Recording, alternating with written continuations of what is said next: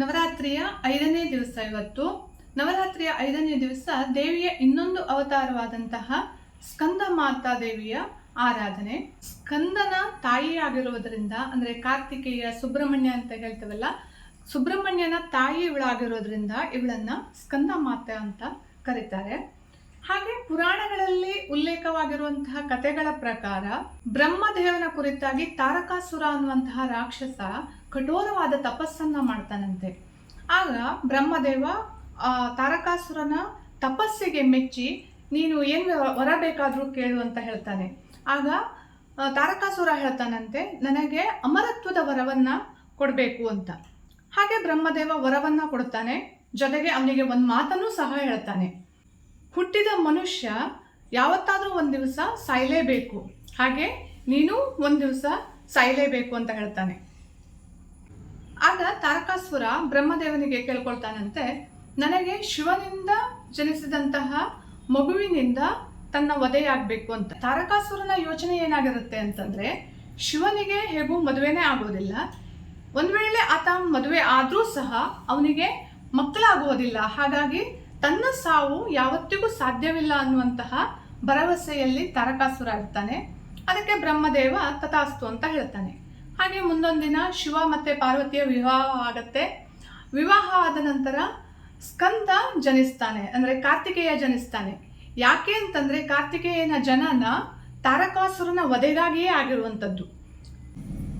ದಿನ ಕಳೆದಂತೆ ತಾರಕಾಸುರನ ಉಪಟಳ ಅಟ್ಟಹಾಸ ತುಂಬಾ ಜಾಸ್ತಿ ಆಗ್ತದೆ. ಆಗ ಜನಿಸಿದವನೇ ಸ್ಕಂದ. ಅವನನ್ನ ಸಂಹಾರ ಮಾಡಲಿಕ್ಕಾಗೆ ಸ್ಕಂದನ ಜನನವಾಯಿತು ಅಂತ ಹೇಳಲಾಗ್ತದೆ. ಹಾಗಾಗಿ ಈ ಪಾರ್ವತಿ ದೇವಿಗೆ ಸ್ಕಂದ ಮಾತೆ ಅಂತ ಕರೀತಾರೆ ಅಂತ ಕಥೆಗಳಲ್ಲಿ ಹೇಳಲಾಗ್ತದೆ. ಕಮಲದ ಮೇಲೆ ಪದ್ಮಾಸನದಲ್ಲಿ ಕುಳಿತಿರುವುದರಿಂದ ಇವಳನ್ನ ಪದ್ಮಾಸನ ದೇವಿ ಅಂತಲೂ ಸಹ ಕರೀತಾರೆ. ಹಾಗೆ ತೊಡೆಯ ಮೇಲೆ ಮಗ ಸ್ಕಂದನನ್ನ ಕೂರಿಸಿಕೊಂಡಿರ್ತಾಳಂತೆ. ಅದಲ್ಲದೆ ಇವಳಿಗೆ ಗೌರಿ, ಮಹೇಶ್ವರಿ ಹಾಗೂ ಉಮಾ ಎಂಬಂತಹ ಹೆಸರುಗಳು ಕೂಡ ಇದೆ ಅಂತ ಹೇಳಲಾಗ್ತದೆ. ಈಕೆಯನ್ನ ಯಾರು ಭಕ್ತಿಯಿಂದ ಆರಾಧಿಸ್ತಾರೋ ಅಂಥವರಿಗೆ ಸಂತಾನ ಭಾಗ್ಯ ಇಲ್ಲ ಅಂತಂದವರಿಗೂ ಸಹ ಇವಳನ್ನ ಆರಾಧಿಸುವುದರಿಂದ ಸಂತಾನ ಭಾಗ್ಯ ಪ್ರಾಪ್ತಿ ಆಗ್ತದೆ. ಇವಳನ್ನ ಪೂಜಿಸುವುದರಿಂದ ಆಧ್ಯಾತ್ಮಿಕ ಶಕ್ತಿ ಹೆಚ್ಚಾಗ್ತದೆ. ಹಾಗೆ ಮೋಕ್ಷದ ಮಾರ್ಗವನ್ನ ತಿಳಿಯುವಂತಹ ಶಕ್ತಿ ದೊರಕ್ತದೆ, ಧನ ಲಾಭವಾಗ್ತದೆ, ಜೀವನದಲ್ಲಿ ಸುಖ, ಸಂತೋಷ, ನೆಮ್ಮದಿಯೂ ಸಹ ದೊರಕ್ತದೆ ಅಂತ ನಂಬಿಕೆ ಇದೆ. ಈ ತಾಯಿ ತನ್ನ ಭಕ್ತರನ್ನ ಮಕ್ಕಳಂತೆ ಕಾಪಾಡ್ತಾಳೆ, ಪೋಷಿಸ್ತಾಳೆ. ಇವಳನ್ನ ಪೂಜಿಸುವುದರಿಂದ ನಾವು ಸುಬ್ರಹ್ಮಣ್ಯನ ಕೃಪೆಗೂ ಸಹ ಪಾತ್ರರಾಗಬಹುದಾಗಿದೆ. ನನ್ನ ಕುಲದೇವರು ಸಹ ಸುಬ್ರಹ್ಮಣ್ಯನೇ ಆಗಿದ್ದಾನೆ. ನಾವು ಏನೇ ಕೆಲಸ ಮಾಡೋದಿದ್ರು ಮೊದಲು ನೆನೆಸ್ಕೊಳ್ಳುವುದು ಸುಬ್ರಹ್ಮಣ್ಯ ದೇವರನ್ನ. ಹಾಗಾಗಿ ನಾವೆಲ್ಲ ಇವತ್ತು ಅವಳನ್ನ ಪೂಜೆ ಮಾಡುವ ಮೂಲಕ ಅವಳ ಮಕ್ಕಳಾಗೋಣ ಅಂತ ಹೇಳ್ತಾ ನಮ್ಮ ಇವತ್ತಿನ ರೆಸಿಪಿಯನ್ನ ಶುರು ಮಾಡೋಣ. ಸ್ಕಂದ ಮಾತೆಗೆ, ಸುಬ್ರಹ್ಮಣ್ಯನಿಗೆ ತುಂಬಾ ಪ್ರಿಯವಾದಂಥದ್ದು ಅಂದ್ರೆ ಕದಳಿ ಫಲ, ಅಂದ್ರೆ ಬಾಳೆಹಣ್ಣು. ಇವತ್ತು ಬಾಳೆಹಣ್ಣಿನಿಂದ ನಾವೊಂದು ಸುಟ್ಟೆವನ್ನ ಮಾಡೋಣ. ಹಾಯ್ ಫ್ರೆಂಡ್ಸ್, ನಮಸ್ಕಾರ, ವೆಲ್ಕಮ್ ಟು ನಳಪಾಕ. ಬನ್ನಿ ಹೇಗೆ ಮಾಡೋದು ಅಂತ ನೋಡೋಣ. ಈ ಸುಟ್ಟೆವನ್ನು ಮಾಡೋದಕ್ಕೆ ನಾನಿಲ್ಲಿ ಬಾಳೆಹಣ್ಣುಗಳನ್ನು ತಗೊಂಡಿದ್ದೇನೆ. ಚೆನ್ನಾಗಿ ಕಳತಿರೋ ಬಾಳೆಹಣ್ಣನ್ನು ತಗೊಳ್ಬೇಕು. ನಾನಿಲ್ಲೊಂದು 6 ಬಾಳೆಹಣ್ಣನ್ನು ಸಿಪ್ಪೆ ಬಿಡಿಸಿ ಇಟ್ಕೊಂಡಿದ್ದೇನೆ. ಇದನ್ನು ಕೈಯಿಂದ ಹೀಗೆ ಹಿಸ್ಕೊಳ್ಬೇಕು.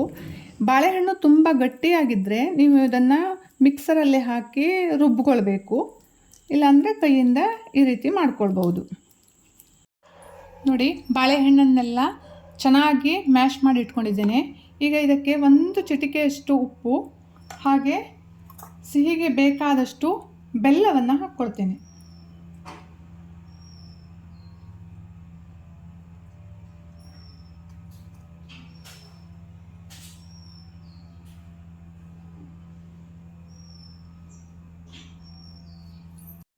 ಮತ್ತು ಇದನ್ನು ಚೆನ್ನಾಗಿ ಮಿಕ್ಸ್ ಮಾಡ್ಕೊಳ್ಬೇಕು.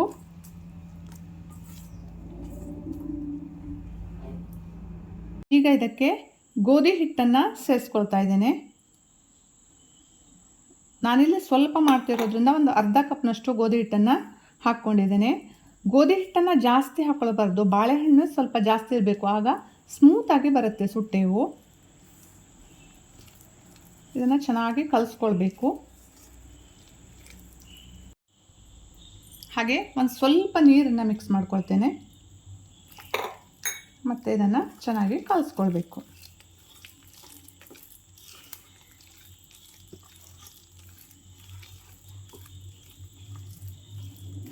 ತುಂಬ ಸುಲಭವಾಗಿ ಮಾಡ್ಕೊಳ್ಳುವಂಥದ್ದು, ತುಂಬ ರುಚಿಯಾಗಿರುತ್ತೆ.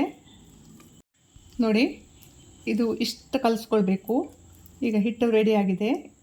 ಇದು ಸರಿಯಾಗಿ ಹೀಗೆ ಬಂಡಿಯಲ್ಲಿ ಎಣ್ಣೆಯಲ್ಲಿ ಅಥವಾ ತುಪ್ಪದಲ್ಲಿ ಕರಿಯುವಂಥದ್ದು. ಇದನ್ನು ಹೀಗೆ ಮಾಡಿ ಬಿಡಲಿಕ್ಕೆ ಬರಬೇಕು. ಅಷ್ಟು ಕಲಿಸ್ಕೊಂಡ್ರೆ ಸಾಕು ಆ ಹದದಲ್ಲಿ. ಈಗ ಇದು ಕಲಸಾಗಿದೆ. ನಾನಿಲ್ಲಿ ತುಪ್ಪವನ್ನು ಕಾಯ್ಲಿಕ್ಕೆ ಇಟ್ಕೊಂಡಿದ್ದೇನೆ. ಇದಕ್ಕೆ ಎಣ್ಣೆಗಿಂತ ತುಪ್ಪದಲ್ಲಿ ಮಾಡಿದರೆ ತುಂಬ ಚೆನ್ನಾಗಿ ಬರುತ್ತೆ, ರುಚಿ ತುಂಬ ಚೆನ್ನಾಗಿರುತ್ತೆ. ಹಾಗಾಗಿ ಇಲ್ಲಿ ತುಪ್ಪವನ್ನು ಬಿಸಿಗಿಟ್ಟಿದ್ದೇನೆ. ತುಪ್ಪ ಬಿಸಿಯಾಗಿದೆ. ಈಗ ಕೈಗೆ ಸ್ವಲ್ಪ ನೀರನ್ನು ಹೀಗೆ ಮುಟ್ಕೊಂಡು ಇದನ್ನು ಈ ರೀತಿಯಾಗಿ ಬಿಡಬೇಕು.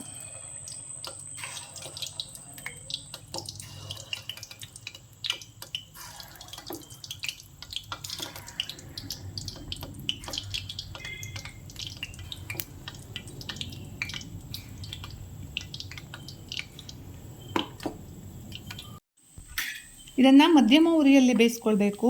ತುಂಬ ದೊಡ್ಡ ಉರಿಯಲ್ಲಿ ಬೇಯಿಸಿದರೆ ಮೇಲ್ಗಡೆ ಕೆಂಪಾದಂತೆ ಅನಿಸುತ್ತೆ, ಆದರೆ ಒಳಗಡೆಯಿಂದ ಬೆಂದಿರೋದಿಲ್ಲ. ಹಾಗಾಗಿ ಇದನ್ನು ಮಧ್ಯಮ ಉರಿಯಲ್ಲಿ ಚೆನ್ನಾಗಿ ಬೇಯಿಸ್ಕೊಳ್ಬೇಕು.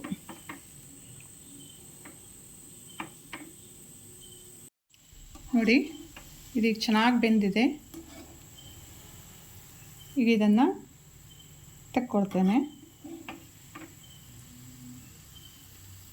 ನೋಡಿ, ಇದೀಗ ರೆಡಿಯಾಗಿದೆ. ನೋಡ್ತಿರ್ಬೋದು ನೀವು ಎಷ್ಟು ಸ್ಮೂತಾಗಿ ಬಂದಿದೆ ಅಂತ. ತುಂಬ ಸ್ಮೂತಾಗಿದೆ, ತುಂಬ ಟೇಸ್ಟಿಯಾಗಿರುತ್ತೆ. ಸುಬ್ರಹ್ಮಣ್ಯನಿಗೆ ಪ್ರಿಯವಾದಂತಹ ಬಾಳೆಹಣ್ಣಿನ ಸುಟ್ಟೆವು ರೆಡಿಯಾಗಿದೆ. ನನ್ನ ರೆಸಿಪಿ ಇಷ್ಟ ಆಗ್ತಿದ್ರೆ ಲೈಕ್ ಮಾಡಿ, ಶೇರ್ ಮಾಡಿ, ಕಮೆಂಟ್ ಮಾಡಿ, ಹಾಗೆ ಸಬ್ಸ್ಕ್ರೈಬ್ ಮಾಡಿ. Thank you.